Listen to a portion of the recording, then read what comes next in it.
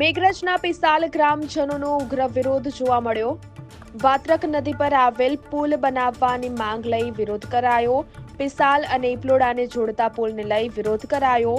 નદી કિનારે રામધૂન કરી ગ્રામજનોએ નોંધાવ્યો વિરોધ.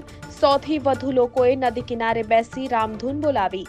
વર્ષો જૂની પુલની માંગ ન સંતોષાતા ચાલુ વરસાદે વિરોધ નોંધાવ્યો.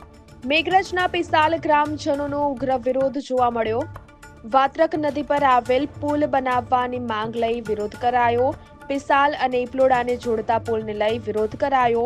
નદી કિનારે રામધૂન કરી ગ્રામજનોએ નોંધાવ્યો વિરોધ. 100 થી વધુ લોકોએ નદી કિનારે બેસી રામધૂન બોલાવી.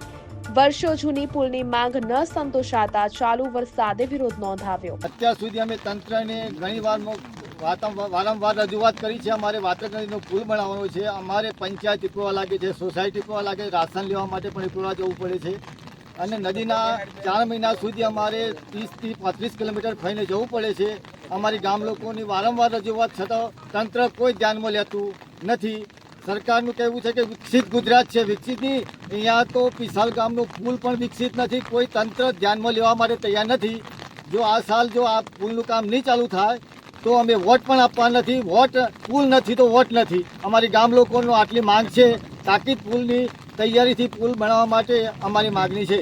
અમારે પંચાયત ઇપલોડામાં, સેવા મંડળી ઇપલોડામાં, દવાખાનું પણ મેઘરજમાં વચ્ચે નદી છે. તો અમારા ગમે તે કામ કરવું હોય, પંચાયતનું હોય, સેવા મંડળીનું હોય, તો અમારા માલપુર 40 કિલોમીટર ફરીને જવું પડે તો જ કામ થાય છે.